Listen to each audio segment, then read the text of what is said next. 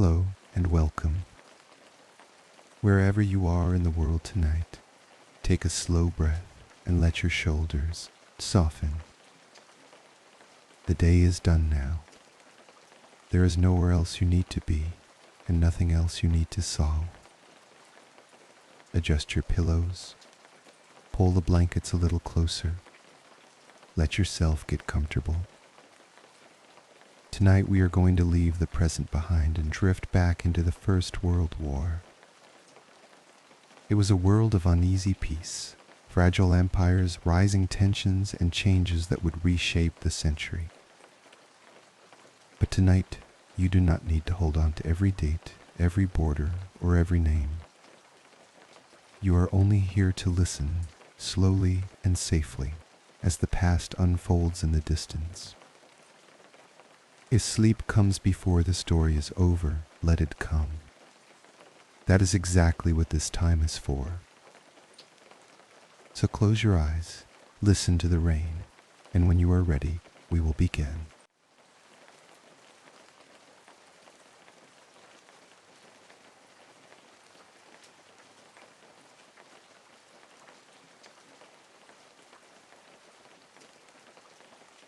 In the months before the First World War, Europe did not seem close to collapse.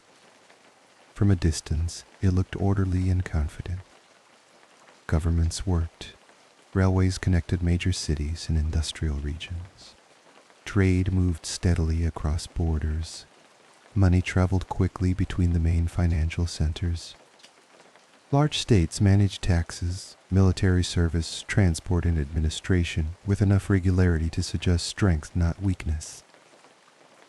That surface of order is worth keeping in mind. Looking back, it is easy to imagine that the coming war must have been obvious.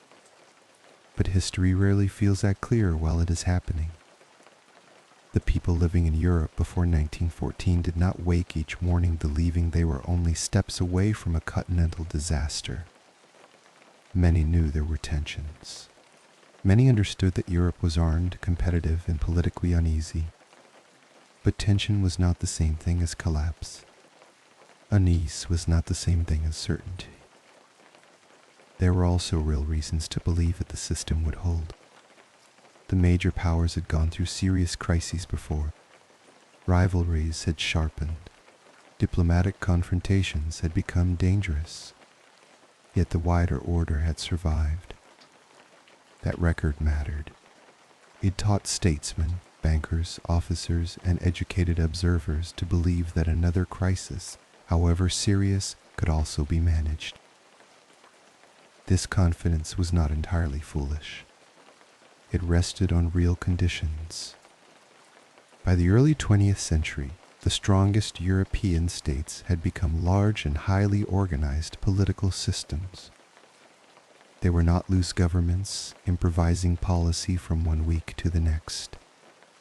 They had ministries, civil services, tax offices, conscription systems, and transport networks that reached deeply into everyday life. Over the 19th century, the state had become more capable, more regular, and more ambitious. Economic life strengthened this feeling of stability. The decades before the war brought major growth in trade, industry, and finance. Britain remained the leading financial center, but Paris, Berlin, Vienna, and other cities were also important parts of a wider system. Money, goods, and information moved with impressive speed. Industrial economies depended on imported materials, export markets, credit networks, and shipping routes. The great powers competed with one another, but they were also closely connected. That connection encouraged an important belief. Many people thought that a general European war would be too costly to make sense. This was not just wishful thinking. It came from a real understanding of how modern industrial societies work. A large war would not be a short dynastic contest of the old kind. It would interrupt trade, strain public finance, burden transport, unsettle labor, and force governments to support armies on a huge scale. Anyone who understood even part of that picture could reasonably conclude that a great war would be too destructive to be a rational choice. Diplomacy also encouraged confidence. Europe's great powers had lived for a long time inside a system of rivalry managed through negotiation, threat, caution, and compromise. Governments competed. They watched one another closely. They bargained for advantage. But diplomacy had often contained conflict instead of letting it spread without limit. Europe was not peaceful in a simple sense, yet many people believed that its political class still had the tools to stop a serious crisis from turning into a general war. This helps explain the mood of the period. Europe before 1914 was not calm because it was free of danger. It was calm because danger had become familiar without yet becoming final. The machinery of order still seemed to function. Commerce continued. Armies prepared. Diplomats negotiated. Everyday life moved forward. The continent looked tense, serious, and armed, but not necessarily doomed. And yet the same system that created this confidence also carried within it the sources of weakness. That is essential tension of the pre-war world. Europe was stable, but it was not relaxed. It was organized, but not deeply secure. It was prosperous in many places, but prosperity did not remove rivalry. What looked like strength in ordinary times could become rigidity under pressure. One reason for this lay in the balance of power. European stability depended in part on the belief that no single state could dominate the continent without provoking resistance from the others. This idea had shaped diplomacy for generations. But by the early 20th century, that balance had changed. The unification of Germany in 1871 had transformed Europe. Germany was not simply one more state on the map. It was a major industrial and military power at the center of the continent. Its size, productivity, and position changed how every other great power had to think. For France, Germany could not be separated from the memory of defeat in 1871 and the loss of Alsace-Lorraine. For Russia, German strength meant living beside a highly organized state with serious influence in Central and Eastern Europe. For Britain, the rise of Germany raised difficult questions about how the European balance could be preserved in the future. None of this made war inevitable, but it did make the old equilibrium harder to maintain. Over time, this difficulty encouraged tighter alignments. Alliances were meant to provide security, but they also made crises more dangerous. States no longer looked only at one rival. They also had to think about how allies and possible enemies would respond. In such a system, a regional conflict could become a wider test of credibility. Leaders still made choices. Nothing was automatic. But the number of actors involved in every major calculation had grown, and that alone made restraint harder. Military preparation deepened the problem. In peacetime, large conscript armies, railway timetables, reserve systems, and operational plans could look like signs of serious government. They suggested readiness and control. They might even deter enemies. But in a true crisis, they also reduced political flexibility. When military plans depended on rapid mobilization, delay could begin to look dangerous. The government might fear that if it waited too long, it would lose its strategic position. What seemed like efficiency in normal times could become inflexibility in an emergency. Imperial rivalry added another pressure. European powers did not think only in continental terms. They also competed for influence overseas, for prestige, for sea power, and for imperial standing. These rivalries did not always push Europe directly toward war, but they deepened suspicion and sharpened fears about long-term status. A government that feared decline might become more sensitive. A government that wanted recognition might press harder. Prestige, once tied to policy, could make moderation look weak. Then there was the Balkans, where local instability and great power politics came together in dangerous ways. Austria-Hungary feared Serbian nationalism and the wider challenge of nationalism inside a multinational empire. Russia, for reasons of strategy and prestige, found it difficult to stand aside when Serbian interests were threatened. The Balkan Wars of 1912 and 1913 had already shown how volatile the region could be. Yet even then, Europe had avoided a general war. That fact, strangely enough, made many observers more confident than they should have been. If earlier crises had been contained, why not the next one too? This is why the pre-war order needs to be understood carefully. It was not an illusion. Its institutions were real. Its prosperity was real. Its administrative reach was real.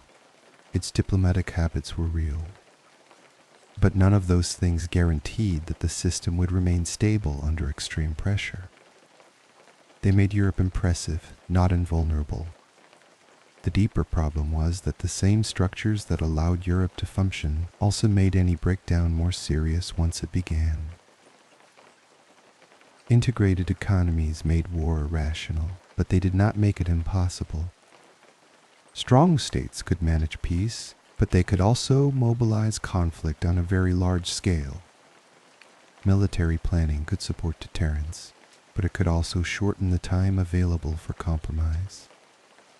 Alliances could protect, but they could also expand the meaning of every local crisis. Stability then did not rest on simple or permanent ground.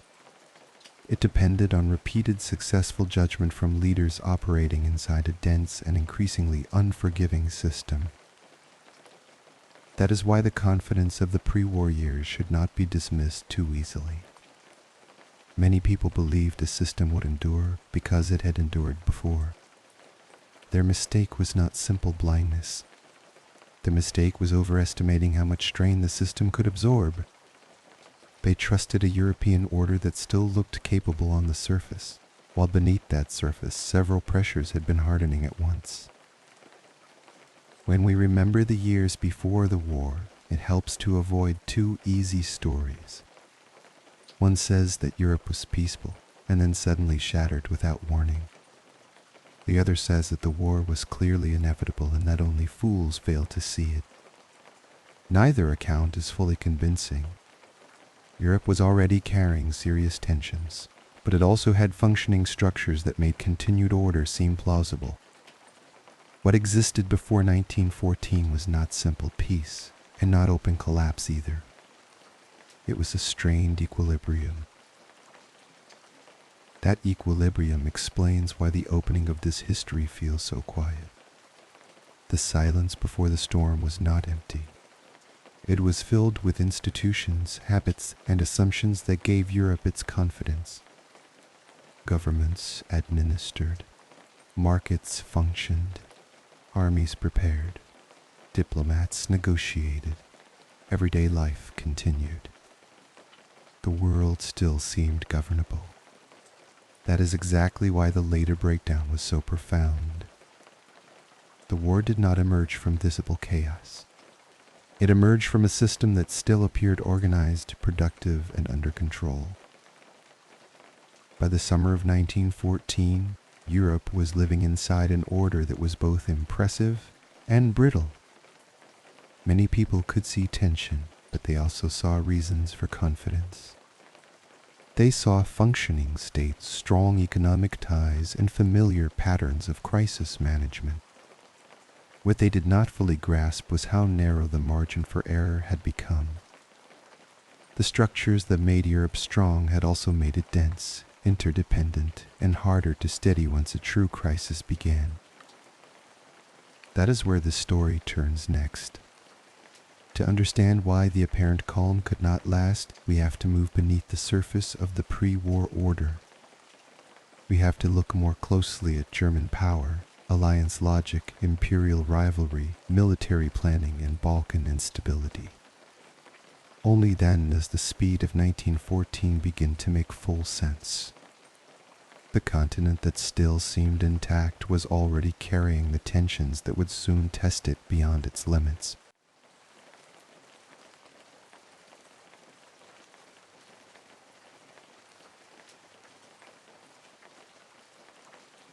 If the first chapter stayed near the quiet surface of pre-war Europe, this one moves underneath it. The appearance of order rested on a political system that had grown heavier and less flexible over time. Governments wanted security, influence, and prestige. The problem was that those goals often pulled against each other. Steps taken for safety could make rivals feel less safe.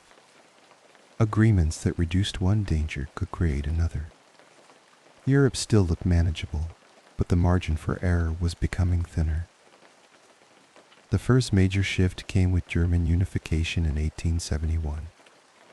A new German empire now stood at the center of Europe, large in population, strong in industry, and highly respected in military terms. This did not simply add one more power to the map. It changed how the whole balance worked. France had to live with defeat and the loss of Alsace-Lorraine. Russia had to account for a strong and efficient state close to areas where Russian influence mattered. Britain had to think about what a powerful Central European state might mean for the future balance of the continent. Otto von Bismarck understood the risk. After unification, he did not want another general European war. He wanted Germany to stay secure without facing a hostile coalition. He also wanted France to remain isolated. His diplomacy was careful and practical. He tried to keep working relations with both Austria-Hungary and Russia because he knew Germany would be in a much harder position if those two powers ever moved to opposite sides of a crisis. Bismarck's system was not peaceful in a moral sense. It was a managed rivalry. It worked for a time because an experienced statesman kept trying to stop Europe from hardening into two camps. But the system was not self-sustaining. After Bismarck left office in 1890, German policy became less cautious. An important understanding with Russia was allowed to lapse, and France found room to move closer to Russia. By the mid-1990s, the Franco-Russian alliance had become one of the central facts of European politics.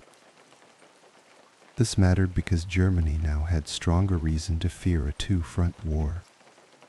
It had to think about France in the west and Russia in the east at the same time. That fear did not make war unavoidable, but it shaped German strategic thinking for years. It encouraged constant concern with speed, readiness, and the danger of delay. Austria-Hungary remained Germany's closest partner. That relationship had deep strategic meaning. The Habsburg Empire was large, but it was also politically fragile. It ruled over many peoples and feared nationalist unrest. Serbia worried Vienna not only because it was a neighbor, but because Serbian nationalism could inspire Slavic populations inside the empire itself. Germany therefore saw Austria-Hungary as a crucial ally, while Austria-Hungary depended heavily on German support. The formal alliance picture becomes clearer at this point. Germany, Austria-Hungary, and Italy were linked in the Triple Alliance. France and Russia were tied together by their own alliance. Britain still stood somewhat apart. For much of the 19th century, Britain had preferred flexibility because its interests were global and maritime. But Britain's distance from continental politics became harder to maintain as Germany grew stronger and more ambitious. Britain's shift happened gradually. The Entente Cordiale of 1904 improved relations with France by settling important disputes. It was not a strict military alliance, but it reduced mistrust and created room for cooperation. The Anglo-Russian Convention of 1907 did something similar with Russia. Together, these changes helped create what became known as the Triple Entente. Even here, the picture should stay clear. The Triple Entente was looser than the Triple Alliance. It was not a single war machine, but politically, it mattered a great deal. Europe now looked increasingly divided into two broad strategic groupings that made future crises more dangerous because governments no longer thought only about the local dispute in front of them. They also thought about what any retreat or hesitation would mean in the eyes of allies and rivals. Imperial competition added more pressure. The great powers were not only thinking about Europe, they were also competing for status, sea power, overseas influence, and imperial prestige. Germany wanted wider recognition as a world power. Britain depended on maritime supremacy. France and Russia also linked status to influence. These pressures did not directly produce war every time, but they made governments more sensitive to challenge. The Moroccan crises are a good example. Germany challenged French influence in Morocco in 1905 and again in 1911. These crises ended without general war, but they deepened distrust. British and French observers saw German policy as more willing to use pressure and brinkmanship. Many Germans, meanwhile, felt their country was being denied the standing its power deserved. Even peaceful endings could leave the system more strained than before. At sea, the Anglo-German naval race made matters worse. Britain's security depended above all on naval superiority. When Germany began building a larger battle fleet, Britain did not treat this as a minor gesture. It looked like a direct challenge to the foundation of British power. New battleship programs raised the stakes on both sides. What one government called defense, the other could easily see as threat. The same pattern appeared on land. By the early 20th century, the great powers had mass armies, reserve systems, railway schedules, and detailed mobilization plans. These were rational from the point of view of defense. Modern war would be huge, and unprepared states could be overwhelmed. But preparation had a political cost. Once plans depended on rapid mobilization, delay itself began to look dangerous. Germany felt this pressure strongly because of the danger of a two-front war. France still thought in the shadow of 1871. Russia needed time to move forces across a vast empire. Austria-Hungary had to think about Serbia without losing sight of Russia. In such a world, railways and timetables were not just technical details. They shaped political choice. This does not mean alliances and war plans made conflict automatic. They did not. Leaders still had choices. Diplomacy still mattered. But the structure of the system changed the meaning of time during a crisis. Waiting could look weak. Restraint could look risky. Failing to support an ally could look like a long-term strategic loss. When several governments think that way at once, calm judgment becomes harder to sustain. The Balkans made the danger even sharper. Austria-Hungary saw the region through the lens of imperial survival. Russia saw it through the lens of prestige and influence. Serbia therefore mattered beyond Serbia itself. A local conflict in the Balkans could not stay purely local for long, because larger powers believed their wider standing was tied to the outcome. The Bosnian crisis of 1908 and the Balkan Wars of 1912 and 1913 had already shown how dangerous this region could be. Yet because those earlier crises had been contained, many leaders drew comfort from the wrong lesson. They assumed another crisis could also be managed.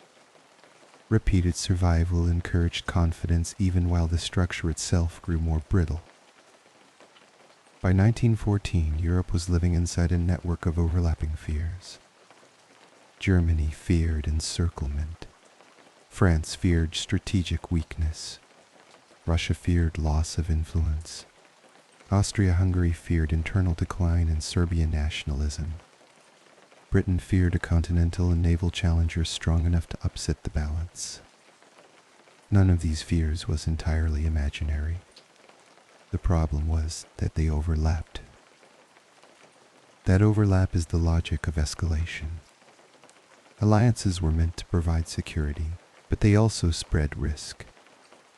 Naval competition was meant to guarantee safety, but it increased suspicion.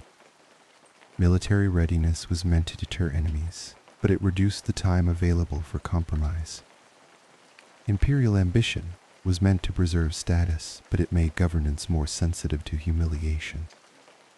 Europe did not become unstable because it lacked structure. It became unstable because its structure had grown too tense.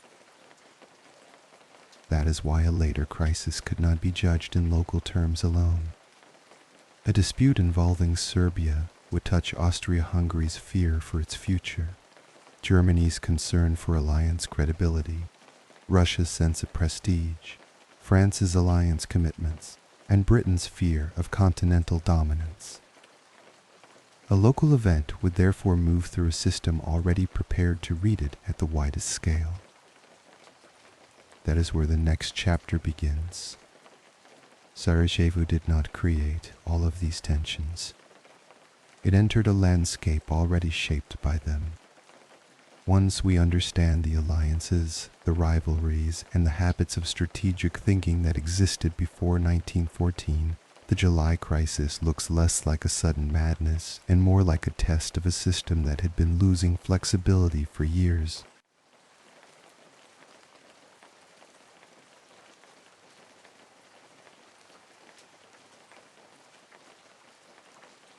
By the summer of 1914, Europe was already living inside a strained political order. Alliances had grown firmer. Strategic fears had become deeper. Governments had learned to read local disputes in continental terms. Even so, a general war had not yet begun. The assassination in Sarajevo opened the final crisis, but the war that followed did not come from that act by simple necessity. It grew through a chain of choices, calculations, delays, and misjudgments made by governments that believed they were protecting position, prestige, and security. On June 28, 1914, Archduke Franz Ferdinand, heir to the Habsburg throne, was assassinated in Sarajevo during a visit to Bosnia. He was killed by Gavrilo Princip, a Bosnian Serb nationalist linked to wider anti-Habsburg and Serbian nationalist circles. The murder was shocking, but its meaning went beyond the act itself. Franz Ferdinand represented the future of the Habsburg monarchy. His death struck at imperial authority in a region where that authority already seemed vulnerable. This is why Vienna did not treat the assassination as a matter for police work alone.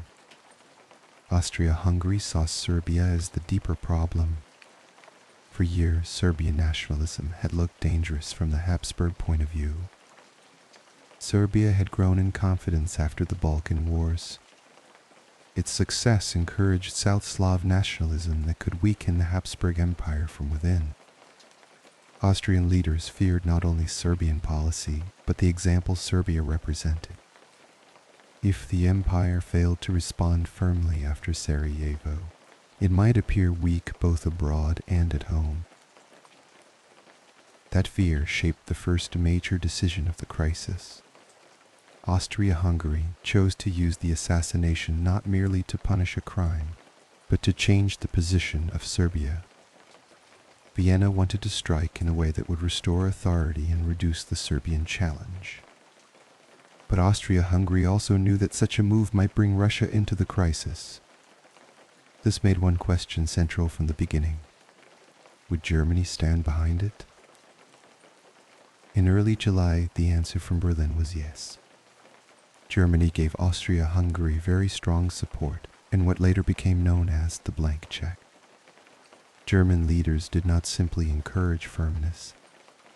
They signaled that Austria-Hungary could act with confidence even if Russia objected. This decision stands at the center of the July crisis. Without German backing, Vienna might still have pressured Serbia, but it would have done so under much tighter limits. Why did Germany accept this risk? Part of the answer lies in alliance logic. Austria-Hungary was Germany's only fully dependable great power ally. If Vienna appeared weak, Berlin feared the wider strategic consequences. German leaders also worried that hesitation would damage the alliance and encourage Russia and France. Some may still have hoped that the crisis could be localized. Others seem to have accepted the possibility of a wider war more readily than caution should have allowed. In either case, Germany chose to strengthen Austria-Hungary's hand at the most dangerous moment. The next step was deliberate. Austria-Hungary did not issue its ultimatum immediately after the assassination. It waited. Vienna wanted to prepare its position and secure German backing before acting. On July 23, 1914, Austria-Hungary sent Serbia an ultimatum written in very severe terms. It demanded not only the suppression of anti-Habsburg agitation, but also forms of cooperation that reached into Serbian sovereignty in sensitive ways. The ultimatum was designed to be difficult to accept in full. That point matters. The crisis did not widen because Austria-Hungary made ordinary diplomatic demands, and Serbia simply refused them. The demands were meant to place Serbia in an almost impossible position.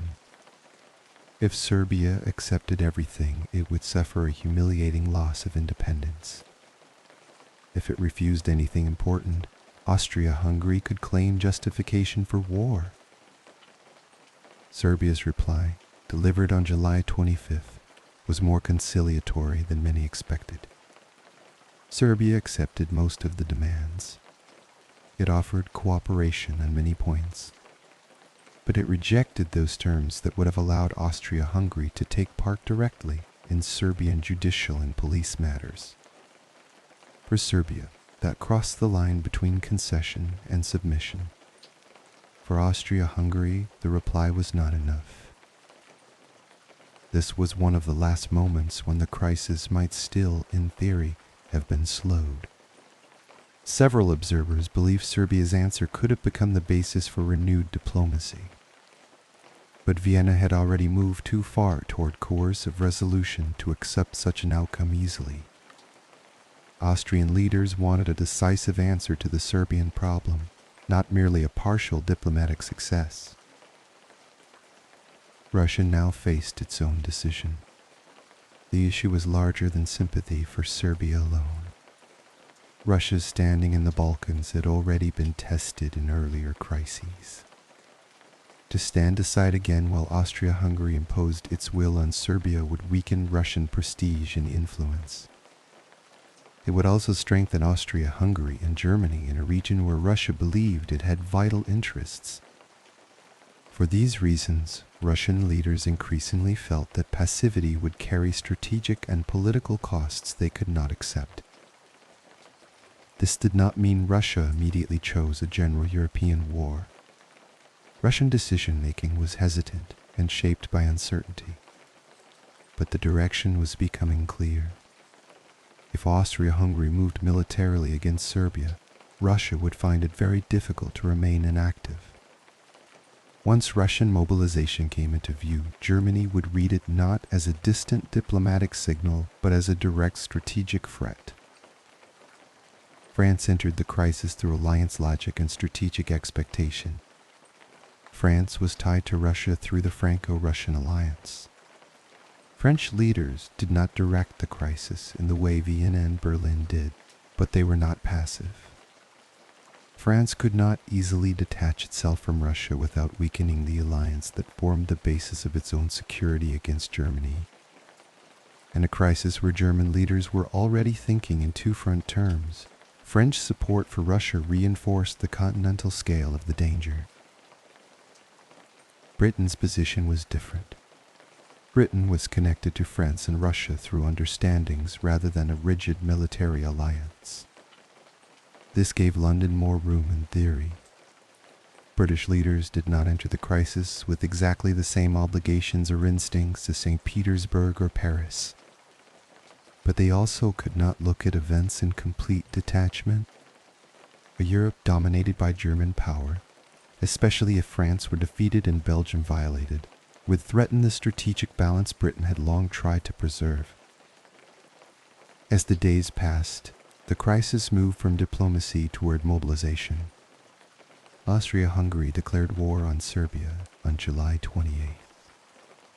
This did not yet make a general European war unavoidable, but it pushed the crisis into a more dangerous phase. Once fighting began between Austria-Hungary and Serbia, pressure on Russia increased. Russia moved toward mobilization, first in more limited form and then more broadly. Russian leaders feared that delay would weaken them. German leaders, watching these moves, concluded that the crisis was nearing the point where military timetables would dominate. Here the structural pressures described in the previous chapter became decisive. Mobilization was not simply an administrative gesture. In the strategic culture of 1914, it was read as preparation for war.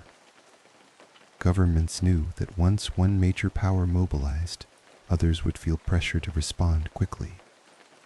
Germany in particular viewed Russian mobilization through the lens of its own war planning. Berlin feared that if Russia gained time and France remained free to coordinate with it, Germany would lose the advantage of speed on which its strategy depended. This is why the crisis accelerated so sharply at the end of July and the beginning of August. Germany demanded that Russia halt mobilization. It also sought clarity from France. But these moves were made inside a framework already shaped by distrust and urgency. The point of no return came not because diplomacy formally vanished, but because diplomatic time and military time were no longer moving at the same pace. On August 1st, 1914, Germany declared war on Russia. 2 days later, on August 3rd, Germany declared war on France. This was the moment when the continental crisis became unmistakable. But there was still one more step before all the largest Western powers were at war. German strategy required rapid movement against France, and that strategy involved marching through Belgium. Belgium's neutrality had long been recognized by treaty. For Britain, this mattered in both legal and strategic terms. The issue was not only moral or technical. A German move through Belgium threatened to change the balance on the Channel coast and to strengthen German power in a way British governments found deeply dangerous. Britain therefore approached the crisis from a different angle than Russia or France. For Russia, the central issue was Balkan influence and great power standing. For France, it was alliance and security against Germany. For Britain, Belgian neutrality and the continental balance were decisive. When Germany violated Belgian neutrality, Britain's remaining space for ambiguity narrowed sharply. On August 4th, Britain entered the war. At that point, the diplomatic crisis had become the European war that so many had hoped to avoid. What had begun as an assassination in Sarajevo had widened into a conflict involving the major powers, because each stage of the crisis activated larger fears already built into the system. It is important to resist the simplest version of the story. The assassination did not mechanically cause the war, nor did alliances operate like mindless gears that removed all human agency. Leaders made choices at every stage. Austria-Hungary chose to treat the assassination as an opportunity to strike at Serbia. Germany chose to back Austria-Hungary strongly despite the risk. Russia chose not to accept Austrian domination of Serbia. France remained bound to Russia. Britain chose war when the continental balance and Belgian neutrality were directly threatened. None of these decisions was made in a vacuum, but all of them were decisions. That is why the July crisis remains so important. It shows how a tightly wound political order can still depend on judgment, timing, and restraint. Europe in 1914 was not a machine programmed for war from the first moment of shock. It was a system under pressure, one in which several governments believed that standing firm was safer than standing back. Once those beliefs began to reinforce one another, the space for compromise became dangerously thin. By the first week of August, the diplomatic world of pre-war Europe had broken down. The governments that had spent decades managing rivalry through pressure, negotiation, and limited crisis control had failed to contain the greatest crisis of all. The old assumption that another confrontation could be managed had run out. The continent now moved from diplomatic escalation to military movement. That is where the next chapter begins. The declarations of war did not yet determine how the war would be fought or how long it would last. Many leaders still hoped for speed, maneuver, and rapid decision. They would soon discover how mistaken that hope was. Before Europe settled into trenches and attrition, it first passed through a brief but decisive phase of movement, expectation, and strategic shock. The collapse of diplomacy was only the beginning.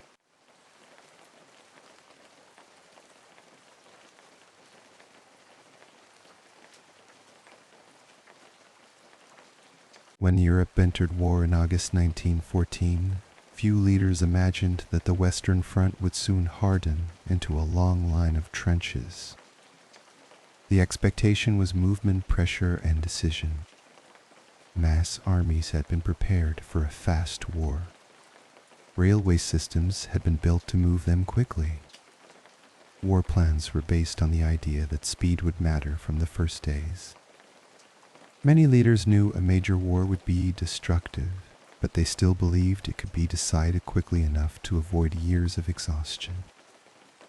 Within a few months, that belief had broken down. Before the war, military planning had been shaped by the fear that delay could be fatal. Once mass armies were mobilized, they could not simply wait without consequence. Railway schedules, reserve call-ups, and operational plans all reflected this logic. The great powers had prepared for a war of movement because they believed a slow start might mean strategic defeat. German strategy in the West reflected this very clearly. Germany feared war against both France and Russia. Because Russia was larger and slower to mobilize, German planners believed a rapid blow against France offered the best chance of avoiding a long two-front conflict. The broad idea associated with the Schlieffen Plan, later adjusted by Helmuth von Moltke the Younger, was to strike through Belgium and northern France and force a quick decision. France entered the war with offensive assumptions of its own. French planning before 1914, especially under Plan 17, also reflected belief in attack, movement, and rapid action. France did not intend to wait passively while Germany shaped the war. So both sides entered the opening phase expecting maneuver, even though their strategies were not identical. The first weeks therefore produced movement on a huge scale. Germany advanced through Belgium, and that advance had political as well as military consequences. Belgian resistance was stronger than many German expectations had assumed. It did not stop the invasion, but it added delay and friction. It also sharpened the meaning of Britain's entry into the war. The British Expeditionary Force arrived as a smaller army than the major continental forces, but it still mattered in the opening Western campaign. At the same time, French forces launched offensives of their own in the Battle of the Frontiers. These attacks failed at heavy cost. German armies kept advancing into northern France. For a moment, the expectation of a short and mobile war still seemed plausible. Paris itself appeared threatened. On the map, the campaign still looked like the kind of struggle that pre-war planners had imagined. But movement was not the same thing as decisive victory. The farther the German armies advanced, the greater the strain became. Distances widened. Supply grew more difficult. Coordination became harder across a broad moving front. An army can look powerful on a map while becoming progressively harder to control and sustain in reality. The war was also already wider than the Western campaign alone. Germany could not act as though the Eastern War did not matter while pressing forward in France. Russian mobilization moved more quickly than some German expectations had assumed. That was not the only reason the Western drive lost force, but it added to the broader pressure. The war was already escaping the neat shape imagined before August. The major interruption came at the First Battle of the Marne in September 1914.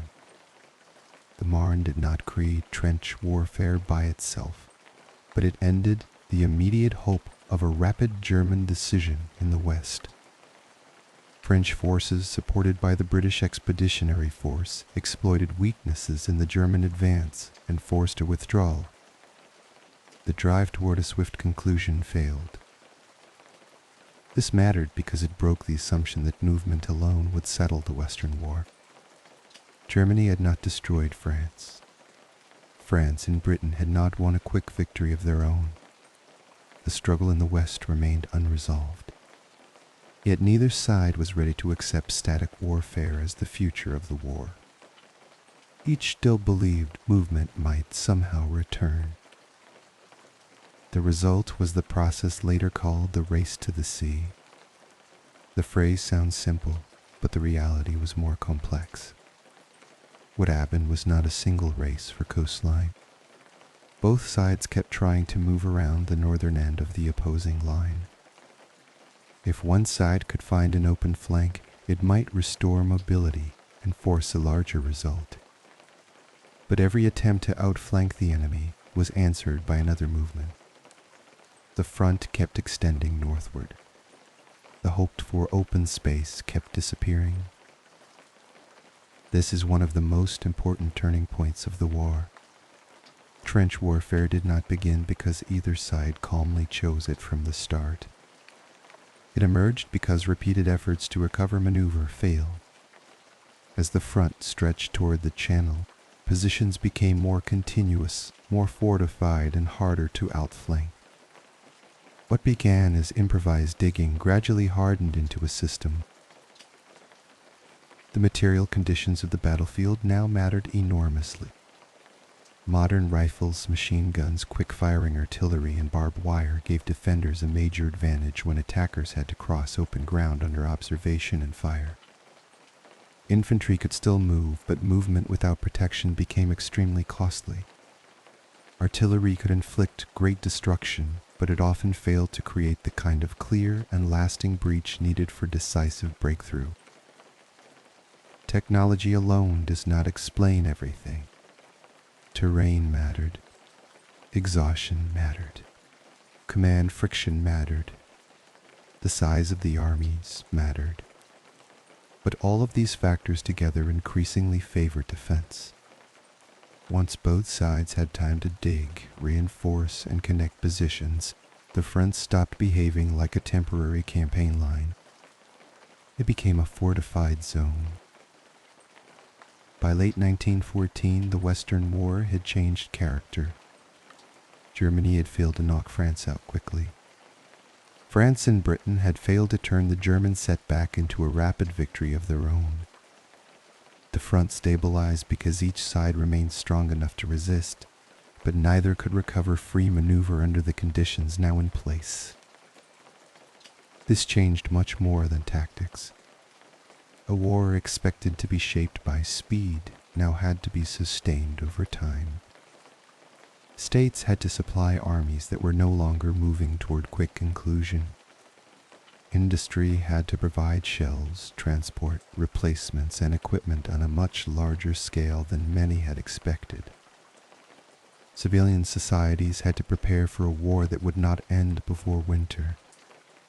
The failure of rapid decision therefore marked the beginning of a much longer industrial struggle. Britain was drawn more deeply into this reality as well. It had entered the war for reasons of balance and treaty order, but it now found itself committed to a Western struggle far longer and heavier than many had expected. France had to endure the fact that German armies still stood on its soil. Germany had to face the very outcome its Western strategy had hoped to avoid: a prolonged war against major enemies on more than one front. At the end of 1914, the meaning of stalemate was not yet fully understood. Many leaders still believed that better planning, stronger blows, or improved coordination could restore movement. In one sense, that hope was understandable. But the scale and material character of the war were already pushing Europe toward a harsher reality. The trenches of late 1914 were signaling that the conflict would not be decided by one rapid campaign. This is why the opening Western War should not be remembered simply as a failed advance. It was the bridge between one model of war and another. It began with confidence and speed, offensive action, and operational decision. It ended with entrenched lines, exhausted armies, and no decisive victor in the West. The war had not become static because imagination had failed. It had become static because the conditions of modern industrial combat had defeated the hope of quick settlement. By the end of 1914, the Western Front stretched as a fortified line from the Channel to the Swiss frontier. The front was not quiet, but it was no longer fluid in the old sense. Europe had entered the war expecting movement. It now faced deadlock. That is where the next chapter begins. Once mobility failed, the conflict did not become less violent. It became more systematic. The war would now be fought through endurance, production, artillery, manpower, and repeated offensives launched in the hope that the enemy might break first. The trench line of late 1914 was not the end of movement. It was the beginning of attrition.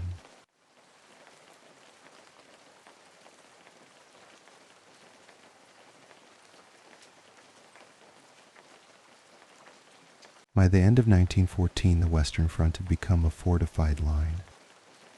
The war did not become quiet. It became a different kind of war. Armies still attacked. Governments still wanted victory. Commanders still hoped that one major offensive might restore movement. But the battlefield no longer behaved as it had in the first weeks of the war. What had begun as a war of movement was becoming a war of endurance. That change is usually described with the word attrition. The idea is simple. Attrition meant weakening the enemy over time. It meant reducing the enemy's army, equipment, transport, morale, and overall ability to continue the war. Leaders still talked about breakthrough. They still hoped for decisive success. But the shape of the war kept pushing them toward another reality. If the enemy could not be defeated quickly, then the enemy might have to be exhausted slowly. This was closely tied to the industrial scale of the conflict. Modern armies needed far more than brave soldiers. They needed shells, rifles, machine guns, replacement troops, railways, roads, medical care, and huge administrative systems. Once the front stopped moving freely, these supporting systems became central to the war itself. The side that could keep armies supplied and replace losses for longer periods gained an important advantage. During 1915, both sides kept looking for ways to break the line. The hope of restored movement did not disappear. Commanders believed that stronger artillery fire, better planning, and improved timing might reopen the war. But trench systems were much harder to destroy than many had expected. They were not just simple lines in the ground. They were layered defensive zones protected by wire, machine guns, communication trenches, and supporting artillery. Even when attackers captured the front trench, the battle often did not open up. Behind the first line, there were secondary positions, reserves, and enough surviving fire to slow the assault. That is why the war became a process of pressure and replacement. Progress was possible, but it was difficult to turn local success into decisive victory. Artillery became central to everything. Guns were meant to cut wire, destroy strong points, suppress enemy batteries, and prepare the way for infantry attacks. This made shell production a major strategic problem. The issue was no longer only whether a state could raise large armies. It was whether it could keep an industrial battlefield supplied. But no artillery plan could fully control what happened once the attack began. Mud, smoke, broken telephone lines, poor visibility, and incomplete information all limited what bombardment could achieve. Plans that looked clear on paper often became confused under battlefield conditions. This is one reason the logic of attrition became so hard to escape. These problems became especially clear in 1916. Verdun and the Somme were not the same battle, but together they showed what the war in the West had become. Verdun began in February 1916. The German assault was associated with Erich von Falkenhayn. Historians have debated exactly how he understood his objective, but the larger point remains clear. Verdun was chosen because it was important to France both militarily and symbolically. Pressure there would be difficult for France to ignore. Verdun mattered for more than local military reasons. It held a strong place in the French defensive system and in the wider meaning of the war for France. German planners understood that an attack there might force France to commit itself heavily.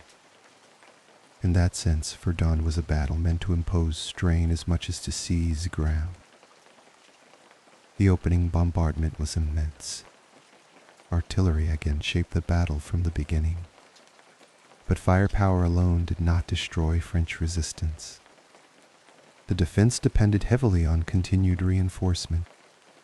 Men, shells, food, and guns had to keep arriving. The road later known as the Voice or Cree became essential because it kept supplies moving into a battle that consumed resources constantly. Philippe Pétain became closely associated with this defensive effort.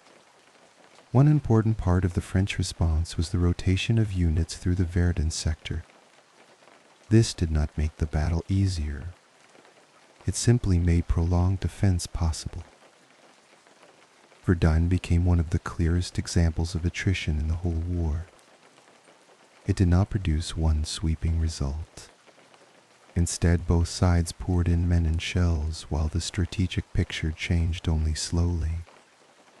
Forts, ridges, and villages mattered, but they mattered inside a larger process of exhaustion. The Somme, launched later in 1916, revealed a similar reality from another side. It had originally been planned as a major Anglo-French offensive. But Verdun had already absorbed so much French strength that the burden of the Somme fell more heavily on Britain. Douglas Haig and the British command hoped that a prolonged artillery preparation could weaken the German defense enough to allow a breakthrough. The idea was understandable. If the wire could be cut and the front line badly damaged, infantry might push through into open space. But the German system on the Somme had depth, dugouts, and surviving machine gun positions. It remained far stronger than the attackers had hoped.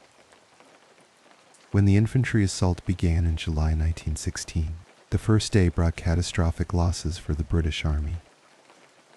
But the real meaning of the Somme lies in a longer pattern, not only in that one terrible day. The offensive continued for months. Some ground was taken. German forces were placed under real pressure, yet the strategic result remained limited compared with the scale of the effort.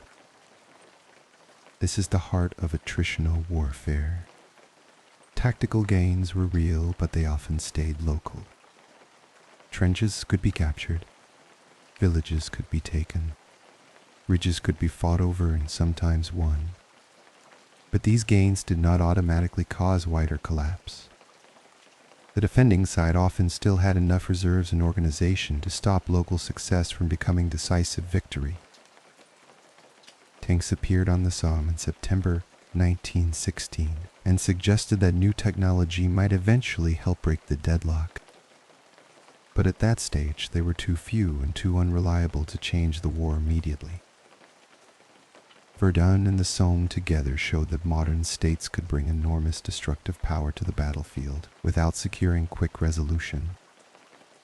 They also showed that attrition was not only about casualties, it was about whether armies could keep fighting, whether railways and roads could keep working, whether industry could keep producing, and whether societies could endure a war that seemed to demand more every month. This placed a heavy burden on governments and civilians as well as armies. Leaders had to justify sacrifice without immediate victory. Civilian populations had to keep giving labor, food, and patience. Soldiers had to continue fighting in conditions where courage remained essential, but decisive success remained difficult to achieve. By the end of 1916, the Western Front had become the clearest example of a war in which movement had not disappeared, but decision had become very hard to reach. Armies still attacked, commanders still planned, industry still supplied, but the battlefield kept absorbing effort without yielding a final answer. That is why the War of Attrition should be understood as more than a story of slaughter.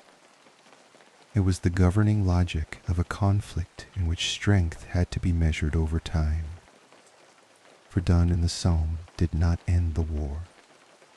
They revealed what kind of war it had become. The next step is to widen the frame. The Western Front was central, but it was not the whole conflict. The war also unfolded across the East, the Balkans, and imperial theaters where geography and movement looked very different. That is where the next chapter turns.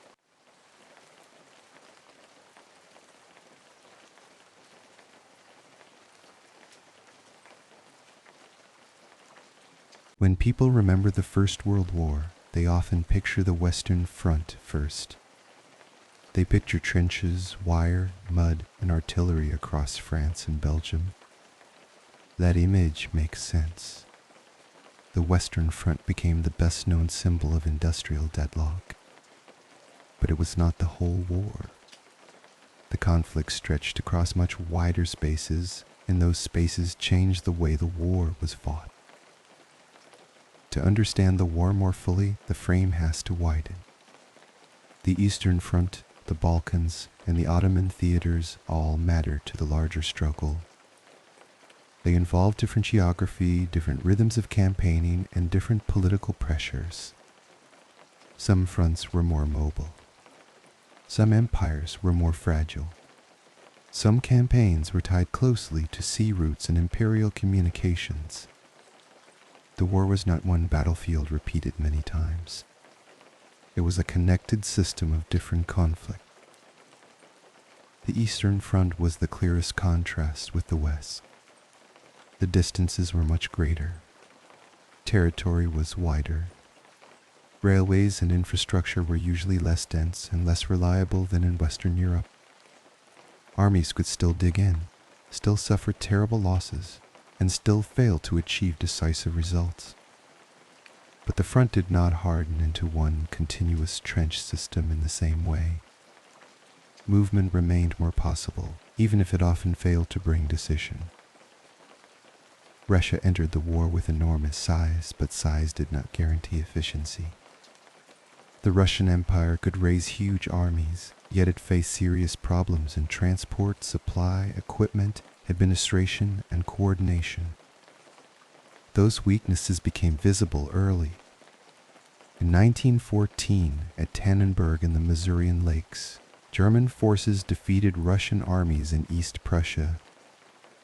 These defeats did not remove Russia from the war, but they showed that the empire's military scale rested on unstable foundations. The Eastern War was not only a story of Russian weakness. Austria-Hungary also struggled badly. It was a large empire, but a fragile one, and its army often performed unevenly under pressure. Campaigns in Galicia showed how difficult it was for Austria-Hungary to absorb sustained Russian attacks. This mattered because Austria-Hungary was one of Germany's essential partners. Its weakness shaped the wider balance of the war. That is one reason the Eastern Front mattered so much. It did not simply consume armies. It exposed the strengths and weaknesses of entire imperial systems. Germany had to divide attention between East and West. Russia had to keep armies in the field despite growing organizational strain. Austria-Hungary repeatedly appeared as the most vulnerable of the major continental powers. Geography also shaped the military experience. On the Eastern Front, there was more room to move. Retreats could be long.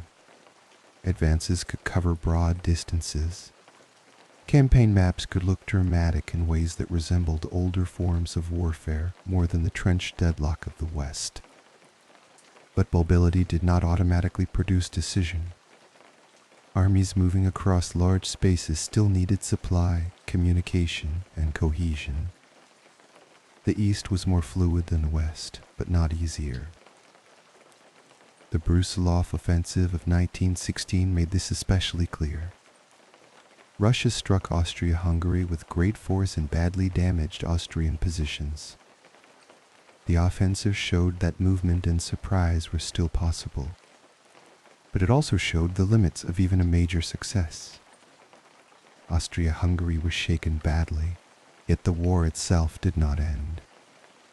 Gains in the field did not become a final decision. If the Eastern Front was the broadest geographic contrast to the West, the Balkans were the sharpest political concentration. The war had begun with a crisis rooted in that region, and the Balkans remained important long after the first declarations of war. Serbia, though far smaller than the empires around it, became one of the earliest examples of successful resistance to Austria-Hungary.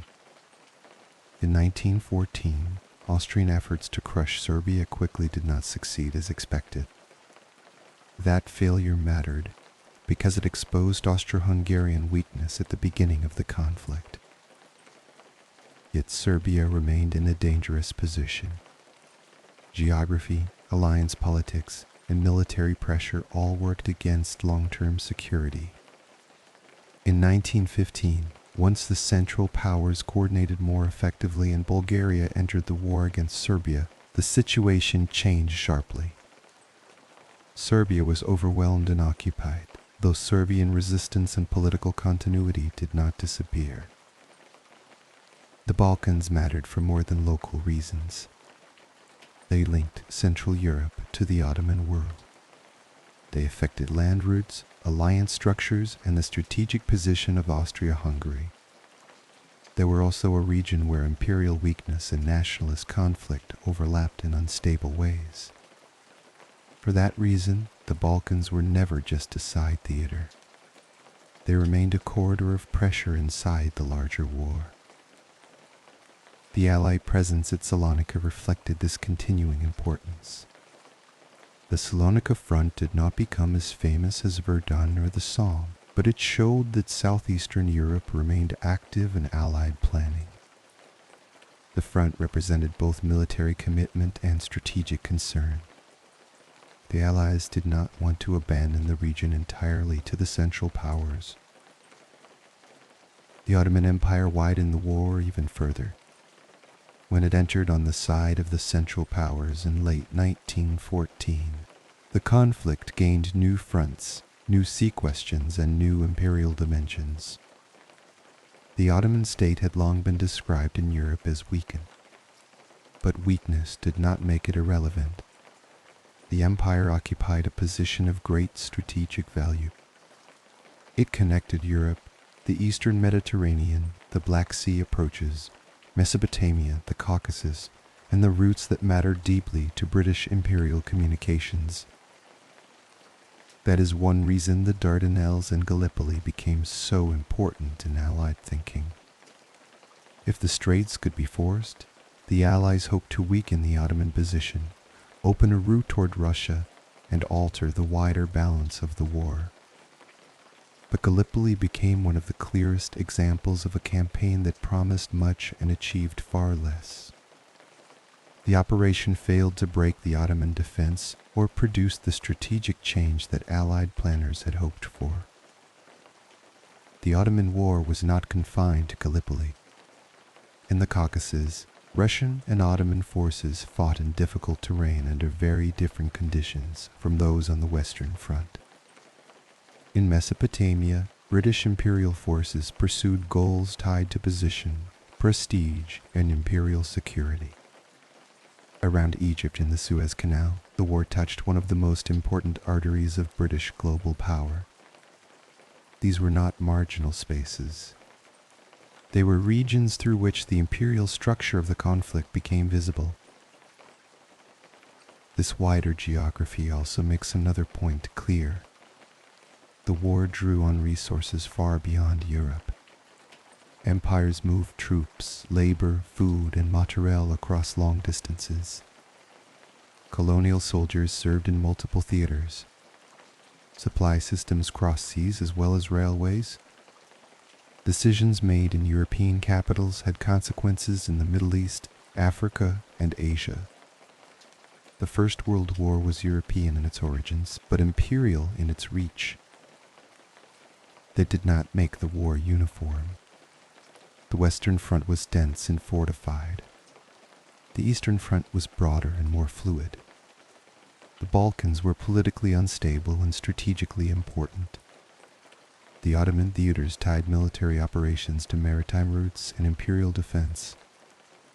Yet all of these regions formed part of the same struggle.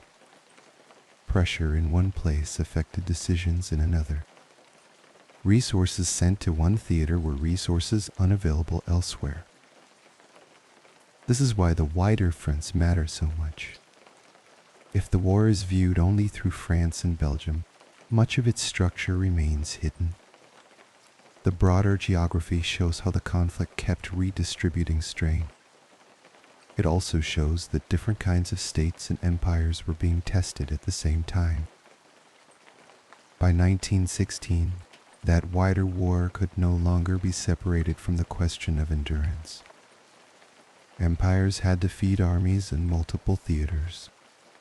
Railways, roads, ports, shipping routes, and administrative systems were all under pressure. Armies could not be understood apart from the states that sustained them. The geography of the war therefore points toward a larger reality. It was not only battlefields that were being tested. Entire societies were being drawn into a prolonged struggle. That is where the next chapter turns. Once the war spread across regions and fronts, it demanded more than military coordination. It demanded food, labor, transport, industrial management, propaganda, and political patience. The map of the war now leads directly into the question of total war and the strain on civilian life.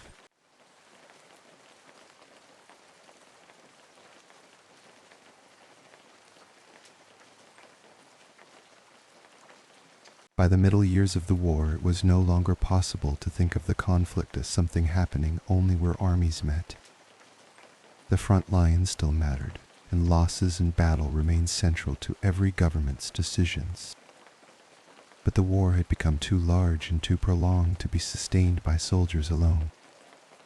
It now depended on factories, railways, ports, farms, mines, offices, newspapers, and homes. In that sense, the war had become total. The phrase total war can sound abstract, but its practical meaning was direct. It meant that governments were trying to mobilize entire societies for a struggle that no longer seemed short.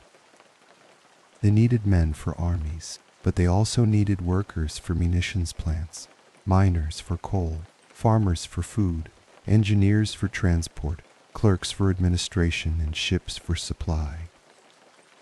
They needed taxes, loans, industrial coordination, and public obedience. The battlefield did not disappear.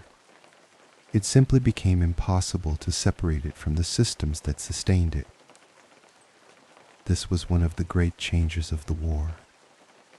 In 1914, many governments entered the conflict without institutions fully prepared for such a long industrial struggle. Some expected a shorter war. Others assumed that existing structures would be enough. Instead, the war forced states to intervene much more deeply in economic and social life than before. As the conflict continued, ministries expanded, emergency powers grew, and the line between military need and civilian life became harder to see. Industry stood at the center of this change. Modern war consumed shell after shell, rifle after rifle, uniform after uniform. Artillery had become the dominant weapon on the battlefield, and artillery demanded mass production. It was no longer enough to raise armies. States had to keep those armies supplied with a constant flow of ammunition, clothing, tools, vehicles, and medical support. Munitions became as important as manpower. That is why governments had to reorganize production. Factories could no longer operate as though wartime demand were only a temporary increase. Entire sectors had to be directed toward military output. In Britain, the creation of the Ministry of Munitions reflected this shift clearly. Production had to be expanded, coordinated, and supervised in ways that peacetime government had not required. Similar pressures appeared elsewhere even when institutions looked different. Germany faced the same broad problem under even tighter constraints. It had great industrial strength, but that strength had to support a continental war under growing pressure. As the struggle deepened, German leaders tried to increase production through stronger central coordination, including efforts such as the Hindenburg Program. The aim was clear. If the war was going to be decided through endurance, then the state had to direct more labor and material toward the war effort. But plans on paper did not automatically solve shortages in transport, food, or raw materials. That is one of the central realities of total war. Production could not be understood by itself. A shell made in a factory still had to be moved. Coal dug from a mine still had to reach industrial centers.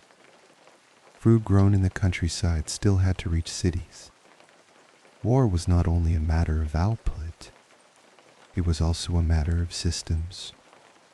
Railways, shipping, warehouses, canals, and schedules became part of strategy. Labor therefore became a strategic question as well. When millions of men were drawn into armies, societies had to decide who would replace them in mines, factories, transport services, and offices. This did not happen smoothly. Governments and employers adapted under pressure. Women entered war work in much larger numbers in many sectors, especially munitions and transport-related labor. But this change was not simple or uniform. It varied by country, by class, and by local conditions. It also did not erase older inequalities. Women were often praised as essential while still receiving unequal pay, limited recognition, and uncertain status.